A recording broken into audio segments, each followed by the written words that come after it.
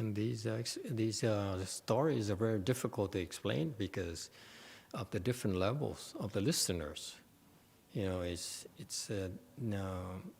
depending on the particular person, might be very high level teaching.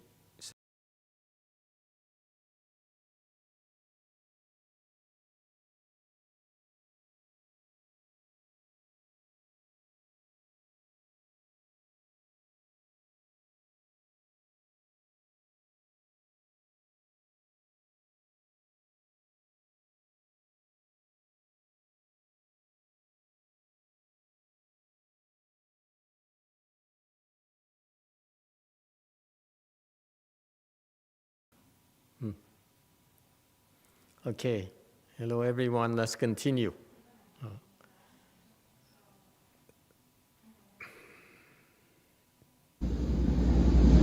他们以后，在这个当时啊，有一个叫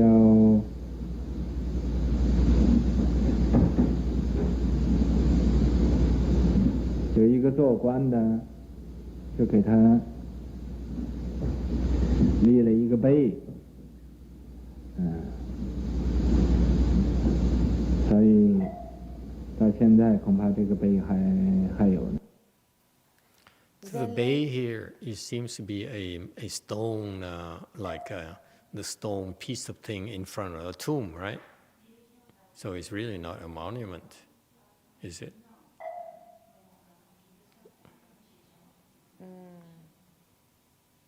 Go ahead.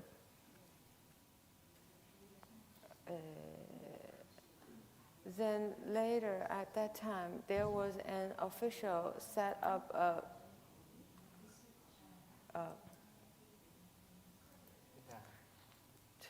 tombstone for him. So up till now, this tombstone is probably still there.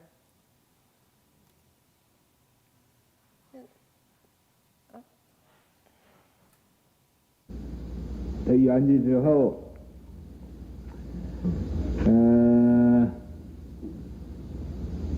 这一些个门徒啊，就把他这个坟葬到那个山的右边，山的右上。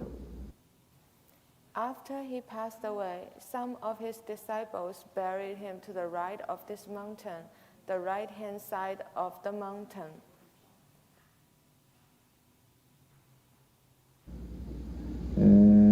这个叫栀子园，有一个地方叫栀子园，This is called Cape Jasmine Garden. There is a place called Cape Jasmine Garden. 葬到那个地方。那么现在啊，这位禅师的这个坟墓还在那个地方。 Then now, this Chen Master's grave is still there. So this is place is in Hunan or what? Wei Mountain, Hunan, or do we know? Top of my head. Thank you. So we are the descendants. Well, half descendants. So we should know about these places. If possible. And we have a chance to go to China, we should pay, homage.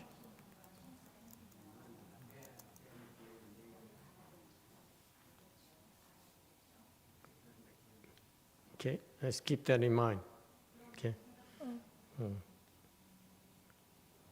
Until it's safe to travel, I understand that sometimes the government decides to stop you for some reason.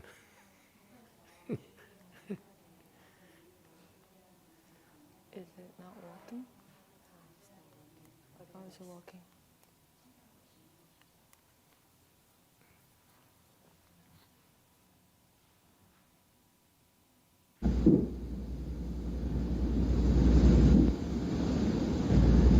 那么各位想一想，咱们这位啊祖师， 300两银子，虽然不是太多。 You all think about it. Our patriarch, although 300 tiled silver is not that much.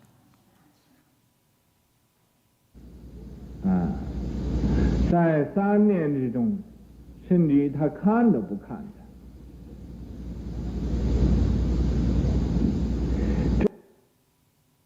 你说是不是值得这个猴子都来恭敬他？ Within 3 years, he didn't even look at it. This samadhi power, you say whether it is worthy for this monkey to pay respect to him or not. It's amazing how you guys get to hear all these good stories. When I was listening to this like 20 years ago, 17 years ago, my cassette player, it was on tape. It was given to me by a nun on tape, CTTB nun. And for that, I'm very grateful to her. If she ever decides to need a place to stay, I certainly will support her for that debt of gratitude. But when I was listening to these tapes, it was on cassette tapes, okay, original cassette tapes, and then I had to buy these cassette players, which are like $150, the fancy kind, portable ones, $150 Iowa cassette player, and the sound was not as good as what I'm hearing tonight. Every night the sound here is incredible. Most of the time, I couldn't hear these things. I couldn't hear the tapes. The sound is so unclear. It's amazing. I'd lose about 25%. And later, I bought after I started teaching and people made some donations, so I started buying a fancy Sony double-deck cassette tape, and then a Sony MP3 recorder. So I would play it, okay? Because if you play too much, the drive will wear out. So that's why I had to buy a dual cassette tape, play only one drive at a time, and then plug the MP3 machine in and record it in MP3 format. And that's the files you have.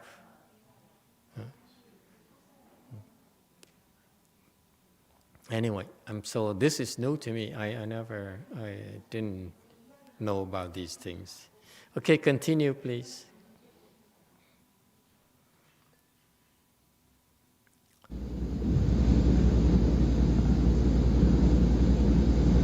这种没有贪心的，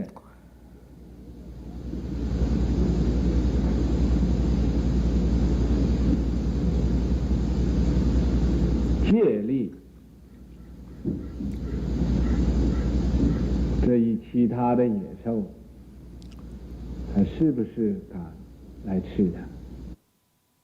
This no greedy mind precept, whether the other wild animals dare come to eat him. Okay, now, this is interesting here. This is a state I don't understand. Because remember, he was meditating in the top of the mountain for about 6-7 years. And then one day he decided, hey, no one has come for 6-7 years. Finally, he noticed. After 6-7 years of meditation, eating, whatever the monkeys brought him, and no human soul ever came by and said, wait a minute, how come no one here for 6-7 years? So he said, I'm supposed to teach people. If after 6-7 years, no one still came, to me, it's like after 2-3 months or a year, I'd say, what's going on? No one is coming, because you get worried. But no, it took him 6-7 years to even notice.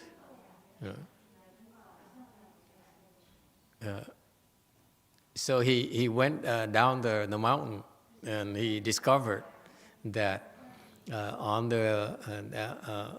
On the way down, he discovered it's surrounded by snakes, tigers, wolves, beasts, and so forth. Okay, somehow they got together and they blocked the road. Okay, they blocked the access areas. No road, of course. They blocked the access area. All of them together, not fighting, not biting each other. Okay, not competing for space, for territory. They're together, just together to block the access. So what did he do? He says, you remember that part you heard? Yeah, you heard that part. And then so he says, well, to me, I would, if I were there, I'd say, okay, let's chase them away. Yes? Because I need to have access for others, so we chase them away. Sensible? Is it reasonable to do that? Okay, so I would say, let's chase them away. Okay, what did he do? He says, no, I'm not going to chase them away. That's the kind of mindset he has. It's so beautiful. I'm not going to chase them away. What am I going to do? Okay? He doesn't walk down there and said, if it's not meant for me to propagate the Dharma here, okay, then let them eat me. What is that called? Virtuous. That's incredible virtuous of a man. Such a virtuous man, he says. He does not take himself seriously at all. He says, just because I'm propagating Dharma, I can chase them away because that's for a bigger cause, yes? Because this mountain here should have access for people, so we just chase them away so that people can come and we can learn the Mahayana together. No, he says, I'm nothing. Even for me to teach the Dharma is not a big deal either. Isn't that incredible? He does not take himself seriously. That's incredibly virtuous. Huh? Have you heard of any monk who's like that? Huh? No fighting. This is illustration of Master Hsu's one of the 6 principles. No fighting. Right there is the best example of no fighting. It's incredible. Okay? So he's no fighting. He's not going to fight them. He's going to not chase them away so that he can do the Buddha's work.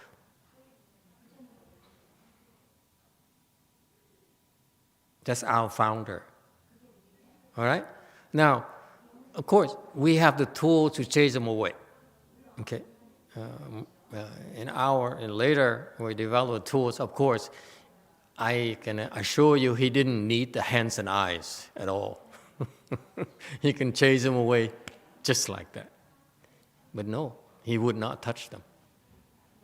He says, you just have as much right as I do to this mountain.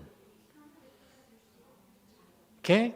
You have the same right of access to this mountain and the same right to dwell this mountain as I do. So who am I to chase you away? Learn that, boys and girls. We need to learn, keep this in mind. This is the kind of mind this monk has.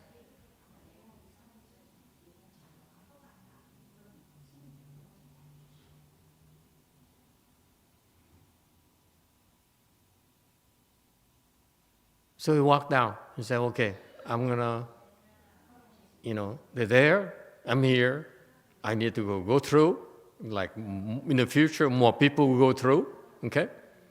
I'm going to go through. If they eat me, they eat me. Now, for an arhat or low-level bodhisattva, they would think, I do know a way so that I can walk by and they can't see me. Right? But if you do that, they can't see him, they won't eat him, they won't harm him. Okay? Can I relate to you a TV program I saw a long, long time ago, 20 years ago? Sure? Thank you. Yeah, they're all asleep. What can I do? Long, long time ago, this is dating myself. I don't know, you remember, there's a TV series called Kung Fu? Remember? Grasshopper is when his teacher called me, Grasshopper! His teacher, his shifu is blind. Grasshopper, where are you? and I love that blind old monk, okay, who is training David Carradine, who is the hero, the main actor, and he was learning kung fu in a Shaolin temple, and so that's why he learned all his kung fu, and by this monk, blind monk, who taught him more about life, about himself, than taught him the kung fu. Okay, the old monk can hear. When you hit him, he can hear you and he can block you and stuff like that. The old monk would not teach him. He lets the other shifu, he has another shifu who can see. So that guy is like an abbot or something, would teach David Carradine as a boy, Grasshopper. But the blind monk is the one who's actually but mostly the blind monk is the one who taught him the things.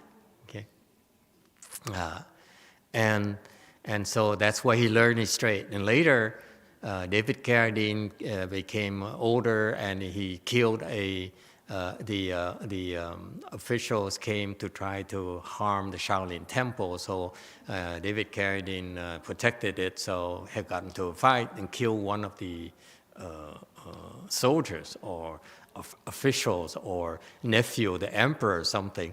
So he had to run away because the emperor was very upset and put a price on his head. So David Carradine had to be smuggled on a boat to Americas, to the United States. So his English, when he came to the U.S. at the time, was even worse than mine. Okay, so he talks funny. He talks in broken sentences. It's a good series. Was popular for quite a few years.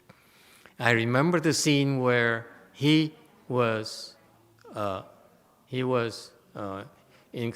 is a pit of snakes. Okay, there's venomous snakes writhing and twirling around each other. It's like at least 100 of them, black, brown, diamond, cobra heads, okay, and they're all together, okay, and David Carradine had to retrieve something down there, okay, he had to retrieve it to save someone or something. So what did he do? He had to jump down there, okay, to get to that thing. Okay, had to save someone who fell down there, something like that. So what did he do? Before he jumped down, he was going to this snake kung fu. You know what I'm talking about, huh? Kung fu master. that snake thing. And so he was doing these snake kung fu forms in front of the the pit, on top of the pit. And he jumped down. Okay? And he walked and walked and walked and walked. And the snakes were writhing around, moving around, but they wouldn't bite him. They were biting each other, but they weren't biting him. So he retrieved that thing, that person, climbed up, okay? And someone asked him, said, why didn't the snake bite you? I mean, these Americans, they're so impressed. They said, why didn't the snakes bite you? And David Carradine says in broken English, he says, me became snake.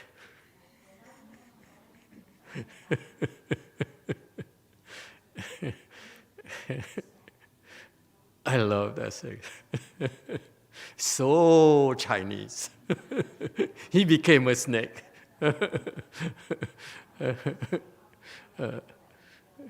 So Master Lingyo could have become a wild beast and blend into those things. No, he did nothing. He says, let me sacrifice myself to feed these things. I'm not going to fight them. I'm not going to do anything.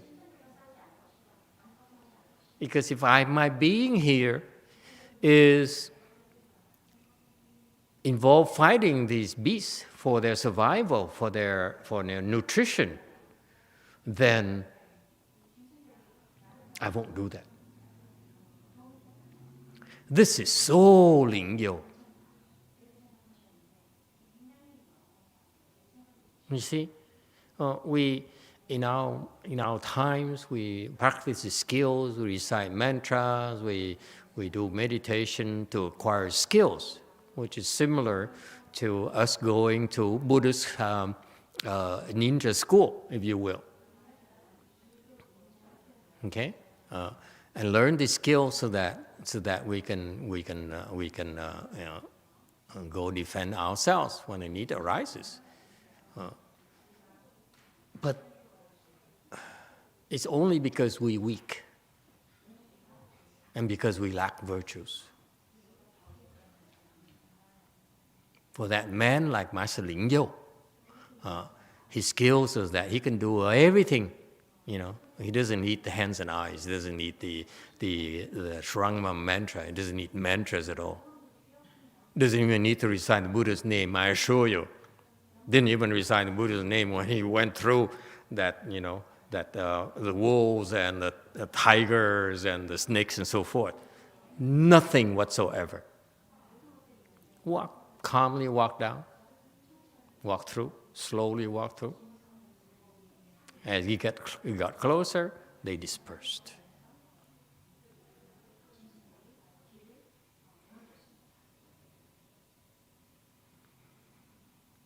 That's because of his virtues. When you have virtues, when your level of virtues is at his level, it affects the beasts. It gets response from the beasts, from the snakes, from the tigers.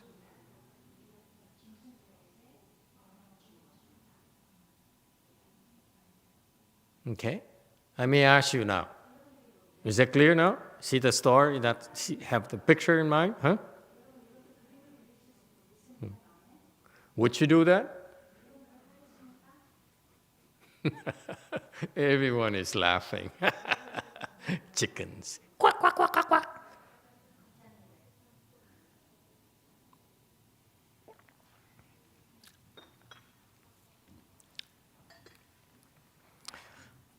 Most of you are saying, not yet. Let me become enlightened first, right? Let me make sure that if I die, I go to the Pure Land. And then I take a chance. Calculating mind. Master Lingyo is not like that at all. Isn't that fascinating? That's what in Buddhism we call greatness. It's not, greatness in Buddhism is not about the fame and about the recognition and how many disciples you have. That is greatness. Virtues. That's why he's teaching us.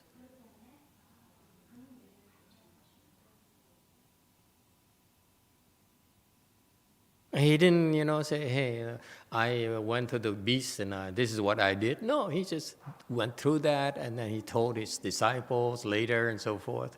Never made a big deal out of it. Okay?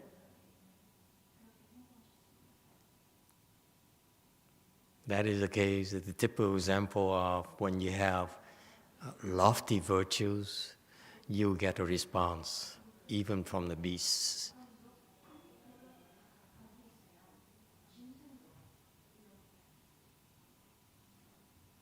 Okay.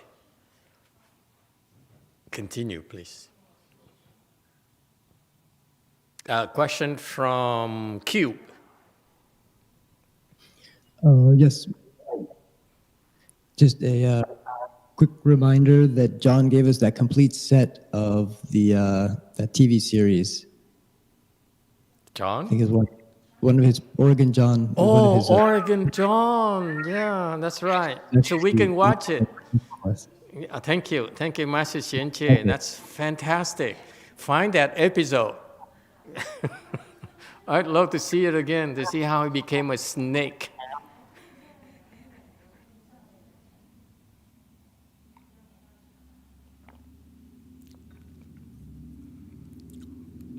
Anything else?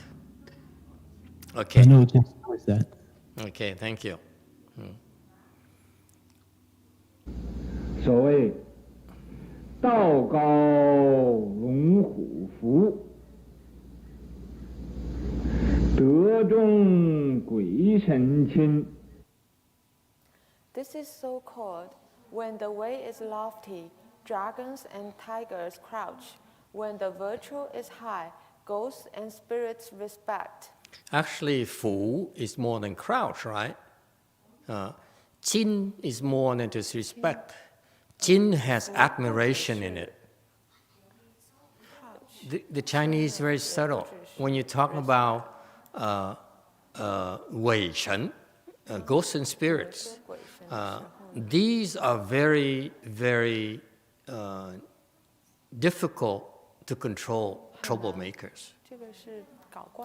That's the Chinese culture, right? You know that in Chinese culture, when we talk about a ghost, we talk about a spirit, they have their own minds. They're going to do the things they feel like doing. No one's going to stop them, okay?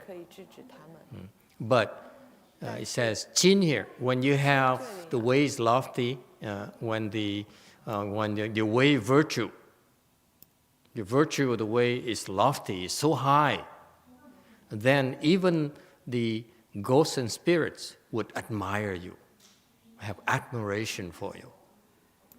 Not just respect. Okay? But it has respect in it as well. But to me, I remember Qin as more admiration than respect. Would admire. Yeah. And then Fu, Hu Fu, the crouch here, that's correct. The translation is correct. But crouch here is also has, the Hu Fu here has the connotation of the tigers will submit to you. Not just crouch, okay? So this is very Chinese, okay? The tigers will submit to you, will serve you, will be subservient to you.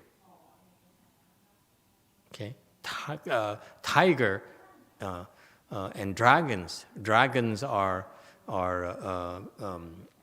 beasts. They're very powerful. They will submit to you. They will serve you. Tigers are in some areas of the wild. They are basically the king of the beasts. Possibly only second to lions. Okay, but in Chinese culture, they use a lion for the Buddha, okay? So they don't, so that's why here they quoted tigers instead of lions. But this refers to tigers, which is the king of the beasts on the ground, and dragons are more or less the king of the beasts on the air. They will submit to you. They will crouch and submit to you. Very Chinese, very subtle. Okay. So for these very fierce and scary animals, and for these uncontrollable ghosts and spirits, okay, the only way to control them is through virtue, not through fighting them. Okay, no need to fight them. Okay, here's what happened. This is a story here in the circles of the Buddhist precept schools, Vinaya. Back then, there was a dragon who chose to manifest at a certain village in India. So this dragon here was causing a lot of problems to the villagers. So the villagers called on the monks. This is after the Buddha passed away. Okay, and so the villagers called on the monk for help, because so 500 arhats, monks. There happened to be 500 arhat monks there, and so the arhat monk says, "No problem, we can handle it. You know, he's a dragon. What's a big deal?" So they came, and they one arhat after another showed up their spiritual powers. Arhats have a lot of spiritual powers, very, very great spiritual powers, and they fought with the dragon. Okay, and all 500 arhats could not vanquish the dragon, couldn't defeat him. The dragon still stood its ground. So the 500 arhats really felt very lost the face. So he came back to the temple discussing, what are we going to do? So he said, "Oh, there's only one more monk here in the temple." Okay, and this is told to me by my precept master in Taiwan, Master Beng Yin at Nanputo. And so he says, so the 500 arhats with tremendous, awesome spiritual powers came back to the temple, not knowing what to do. You know, Buddhism, us Buddhist monks will lose face if we cannot control this animal, this dragon. So they talked and said, "Oh, there's one more. There's one more of us. There's an old monk who has no spiritual powers whatsoever." So they asked him, "Would you like to give it a try?" And the old monk says, "Okay. Where is he?" He said, "Oh, he's over there." He doesn't know where the dragon is, so I have to bring him there and say. The old monk says, and so they all left, because they left the old monk with the dragon, you know. So they all withdrew, kept a distance. The old dragon saw the old monk look at the dragon coming to him, very fierce. And the old dragon says, "Hey, dragon, stop causing troubles. Dragon, stop causing trouble. Dragon, stop causing troubles." Dragon went away. So my precept teacher in Taiwan explained to me, you see, that's a proof that virtues can vanquish the enemy without any need for spiritual penetrations. It's a true story.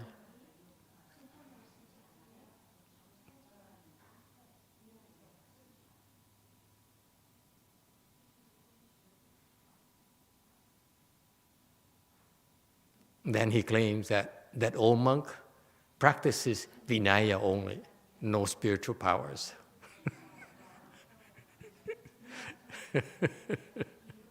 Never mind, keep going.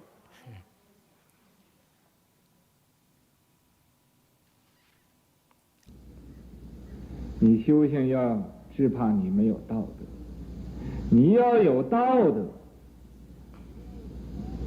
塔龙见着你要盘起来。 Cultivation essentials. Just afraid you don't have way virtues. If you have way virtues, when the dragon sees you, it would also curl up.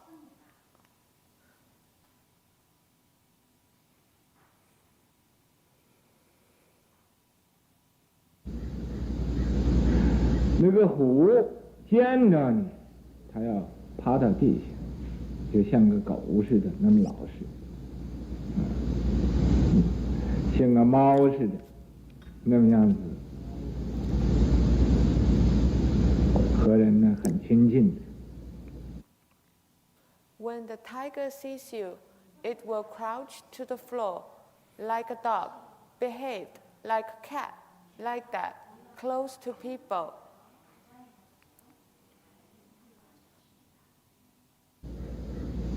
道高风福。 When the way is lofty, the dragons and tigers submit. You can subdue the dragon and tame the tiger. 降龙伏虎，德重鬼深情。你要有德性啊，德性要多了，鬼见着你也叩头。 When the virtue is high, ghosts and spirits admire. If you have virtuous conduct, if you have lots of virtuous conducts, when the ghosts see you, they would also bow. 那个神见着你也礼拜，对你恭敬。为什么鬼他不向你叩头？因为你没有德行。 That spirits see you would also bow, respect you. Why ghosts don't bow to you? Because you don't have any virtuous conduct. 因为什么神不向你礼拜？因为没有德行。 Why spirits don't bow to you? Because you don't have virtuous conduct.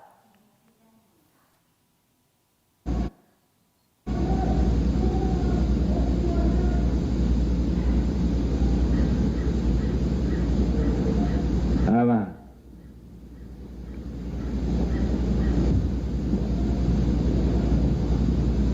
有道德的人，你就能有感应，好像这一位灵佑禅师，那猴子来皈依他。 A person with such way virtue can have responses like this Chan master Ling Yo. This monkey came to take refuge with him. 其他的野兽也受到这猴子的影响，来礼拜他。 Other wild animals were influenced by this monkey, came to bow to him.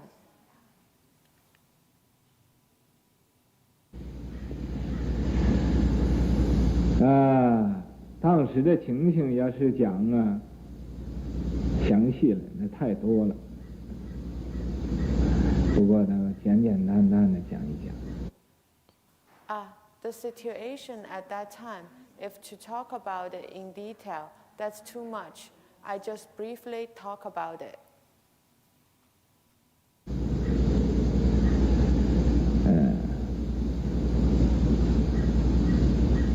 这个裴丞相以后很相信佛的。This Prime Minister Pei later on believed in Buddhism very much. Okay, just a comment here. From what we learned so far from Master Lingyo's life story, you see, it makes me wonder how he acquired developed such high and lofty virtues. How do you think? Where did it come from? Shu Te taught him Chan.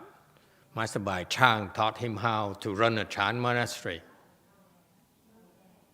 Where did he learn about way virtues?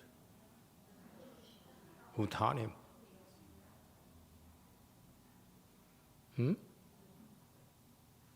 If you have to venture a guess, where did he learn it from?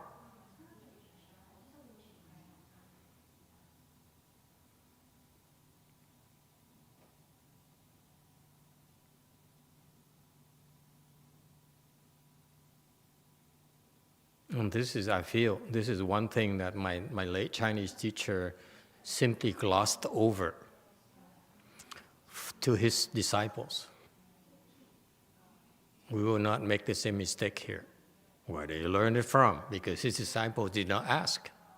Because I would ask. If I were there, I said, Master, you want us to learn about being such a virtuous person. How did he become virtuous? Who taught him? Yes, Blue. Isn't that embedded inside of you from previous lives? He learned about it on his own. Possible. Okay, that's possible.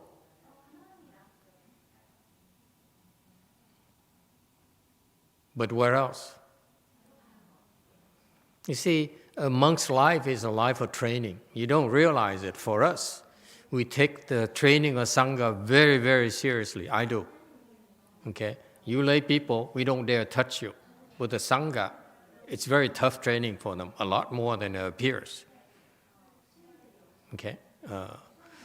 So it cannot be haphazard. You know, I'm from the environment in the business side where if you want people to do certain things, you have to train them. Okay, we're gonna pray to God that they're gonna become so and so, or we can hire some people who are so and so. No, you have to have some mechanism to train them or develop it in them, or encourage those who don't fit into the mold to leave. Yes, that's business. Okay. Yes, Blue. Does it come with enlightenment? How could one be enlightened without way and virtue? A lot of enlightened people don't have the same level of way virtue, Master Lingyo. Yes, when you enlighten, yes, you develop more and more way virtue, but this way virtue level of Master Lingyo is extraordinarily lofty, extraordinarily high. It's not common at all. I know a lot of enlightened people who are nowhere near that. Yes, cute. Wow, this is so sci-fi. You know, they have a cute.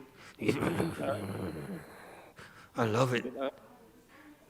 Emitofuo, I think Master Lingyo learned it first when he came to the temple, that he learned the precepts and keep it very well. Exactly. This guy doesn't know precept, but he makes a very good guess. My master, Chinese master, Master YongHua, came to the U.S. Even though he's a Tripitaka master, meaning he understands all there is to know about Buddhism. You ask him any question about Buddhism, chances are that he knows more than you. Okay? doesn't mean he knows everything, but he knows a lot more than you, guaranteed. Okay, that came from his samadhi power, his wisdom. Okay, from prior life, but he really had no formal training, but because of the kind of wisdom, he asked him a question about the Vinaya, the precepts, rules of morality. He would be able to answer you. And his answer is probably more accurate than the specialist in the Vinaya school, in Hinayana school. Okay, that just is the case. It's a matter of wisdom, not knowledge from the books. Okay, so Master YongHua, when he brought Mahayana to the West, he never really taught his disciples, the Heng disciples, and who are later his descendants, his authentic descendants of his Dharma, Vinaya. They don't know Vinaya. Okay, they don't know at all. They know very little, especially the monks. The nuns later went to Vinaya school and came back and so forth. I don't know how much they know, okay, about the Vinaya. But I know on the monk side, I know that the high-level monks there don't know Vinaya, don't understand Vinaya. That's why they do, and they did, and they're still doing a lot of things. They are not in accord with the Vinaya. Okay? So the Heng generation monks, they don't understand Vinaya. Okay, unfortunately. But they know enough to find a narrow path to enlightenment. Okay, that's Master YongHua's expedient skills. You don't need to know enough. You don't need to know the whole universe of Vinaya. You just know enough which one to keep, to preserve, to observe, so that you can become enlightened. Okay, and that's called an expedient teaching. And because of that lack of understanding of Vinaya, the virtues cannot be developed to the depth of Master Lingyou. In contrast, okay, remember Master YongHua, when he came here, there's really no Mahayana in this country. Okay, and he has a problem. Mahayana is not in the books. Mahayana is in our brains. Okay? So he had to make sure to provide a path for his disciples to become enlightened and then pass on the Chan school and the Sutra school. Okay? That's critical. That has to come first. You develop virtue, but virtues can be developed later. Is that clear? So yes, they have the expedient. The expedient, like in martial arts, they also have special. The way they teach you out there is just for commercial use, for their own descendants, heirs. They have their own. In some schools, they have their own special training, which is much shorter than yours.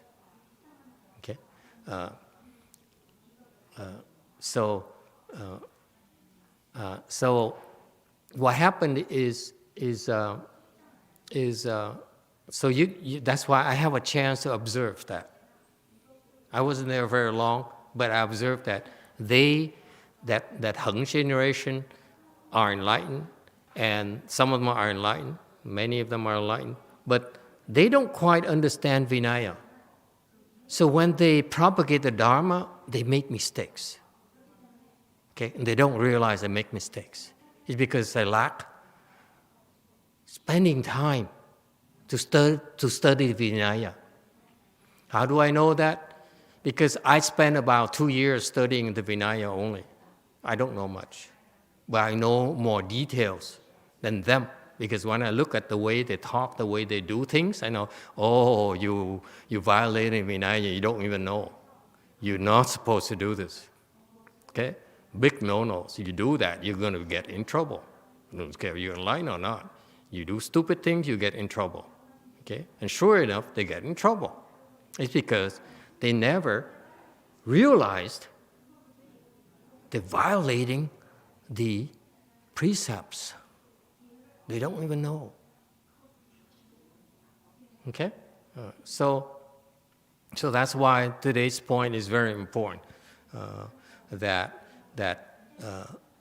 this is why traditionally the Chinese monks are have much stronger foundation than us, because they supposedly spend the first 5 years traditionally studying precepts, which they don't do anymore because it doesn't pay. The temple has to spend 5 years supporting you, 1,000 people, 1,000 trainees. All they do is every day study precepts, and they eat a lot. 1,000 people, that's a lot of rice to feed them every day. Okay? So it doesn't pay. That's why now the monks at the temples don't learn precepts anymore. Okay? And you can't send the nuns to go study precepts, because the monks have to learn precepts themselves to know for their own use every day what to avoid. Okay? So I don't know why my Chinese teacher never stressed that to his disciples. I'm stressing it to you now. I would like you in the future, okay? I have connections in Taiwan. My precept teacher is actually younger than me, okay, or about the same age, which is pretty old. Within 5-10 years, I would like to send some of you to go to learn precepts. To learn Chinese, please, okay? You have to learn Chinese. That's a requirement. Go there, I send you there for 2 years. Because if Mahayana, for Mahayana, your generation, Mahayana, 3rd and 4th generation, to prosper, you have to become more virtuous than my generation. We're not virtuous enough because we don't know precepts. If you study precepts, you combine it with wisdom, that's how virtues grows. Okay? Enlightenment alone is not enough. Enlightenment is just practice wisdom. You know what's right and wrong. Okay? But you have the details in Vinaya that you need to combine it so that you avoid committing offenses and making mistakes. And if you understand Vinaya and keep those precepts, that's how virtues grows. Okay. And of course, in Master Ling Yo's thing, he has a combination that's even nowadays is impossible to get. He gets several years of precept training in a good school, meaning these people know. Okay, the Go-Jing Temple is a specialist in precepts back then. Okay, back then there's no Chan school. Okay, very weak Chan school. So they went to most monks would go to these precept schools first as a tradition and learn precepts. Okay, and then so you know that these people understand precepts. That's foundation. You have that understanding of what the precepts are. Okay? Then you develop your practice wisdom. That combination, okay, will help you bring your virtue to a level that is only achievable in Mahayana, not in Hinayana. That's why you have to. It's too late for me now. You have to go learn, okay? Meaning, not all of you. You need to go learn and then come back here, and we have a precept temple, precept building, which we can get the donors and they will put the names on those buildings. You know? But we should have a branch where, a branch temple where we can rotate our people to go study precepts. That's it, 3 months. And rotate out, back to work. Okay? You like that? Then our Mahayana in the West will prosper. Because it has a proper foundation. Right now, our foundation is very weak because we don't understand precepts. Not the level of details and, just take our thinking nowadays. It's normal. I just went through with you the current thinking. It's okay for me to, chase these ghosts, these tigers and these dragons and wolves away because I'm Mahayana. That's not virtuous. Okay? In the precept school, by the way, a monk gets up in the morning. Okay? I can share this with you. This is what happened. They teach it's very detailed. You get up in the morning. First thing, what do? Of course, I'm asking because I know you won't know. But in the interest of time, I'm running out of time. They rub their heads like this. And they say, they think of do certain things, and then they recite this verse. It says, "I will not afflict living beings." Not today. Any living beings, I will not afflict them. Is it clear? So if for Ling Yo, to walk through there and chase them away, what is that? Afflicting the living beings. That is purity.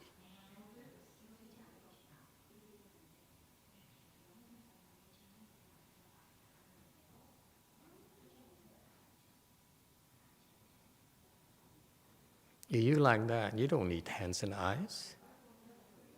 Huh? You don't need Trangama mantra. You say, "Hey!" The demon runs away. You don't need to beat them up.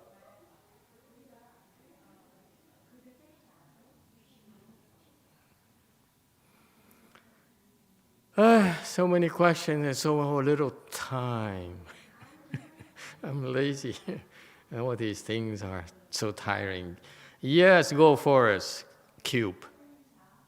Yes, Master. I just remember that I think Great Master YongHua studied precepts in Thailand and Burma. I looked online, I only saw it mentioned that he went to Thailand and Burma, but in my memory, I thought he studied precepts there. Well, he can.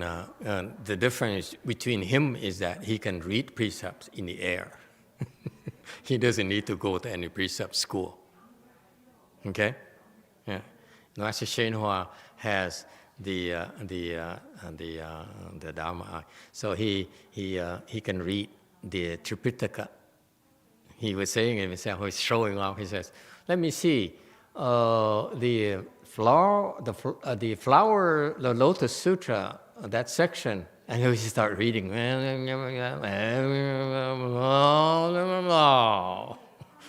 It's very Chinese. So if he doesn't need to go to precept school. I'm referring to you. Okay, so he can read precepts and just like 6-page chart, he could understand what those precepts means. Him being Chinese, but he never taught that to his monk disciples. They never developed that ability. Okay?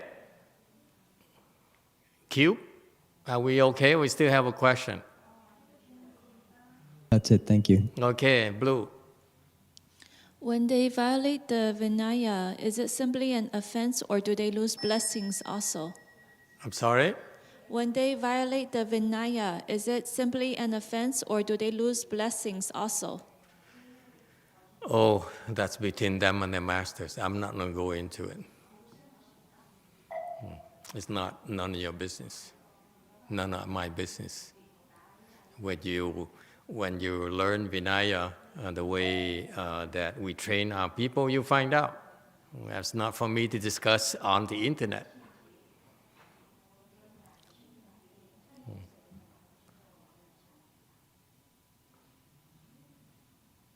All right, time is up. Shall we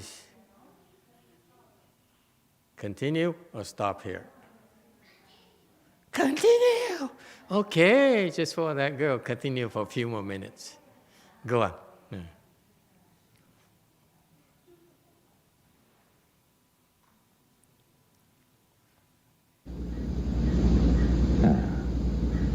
又送他儿子跟着这伪山老人来出家。 He also sent his son to follow this old man, Wei Shan, to live the home life.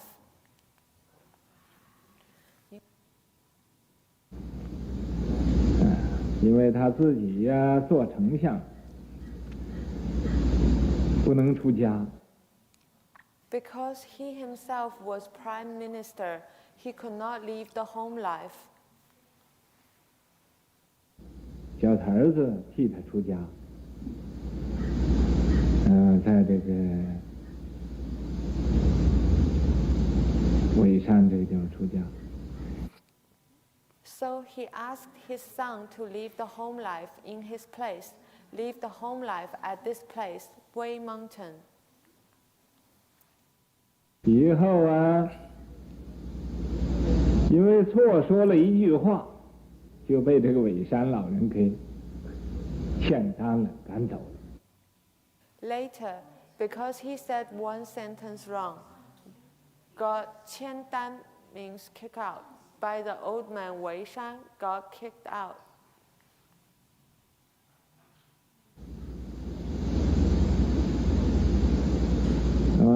这种因缘呢，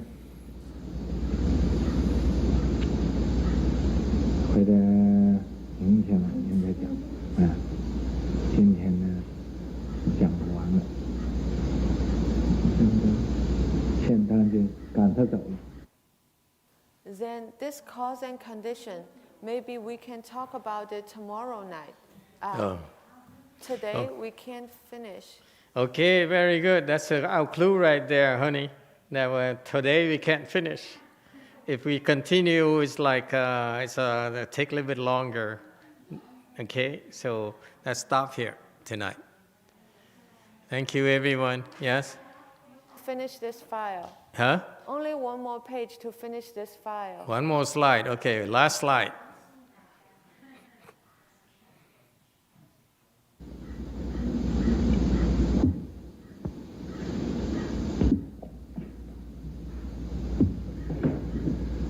OK， 今天就说这么多，还是要站起来好像要遭了我们先，我和大家预先就讲明了。 So that's it for today. Still need to get up and do walking meditation. All right, let's get up and do walking meditation. Thank you, everyone.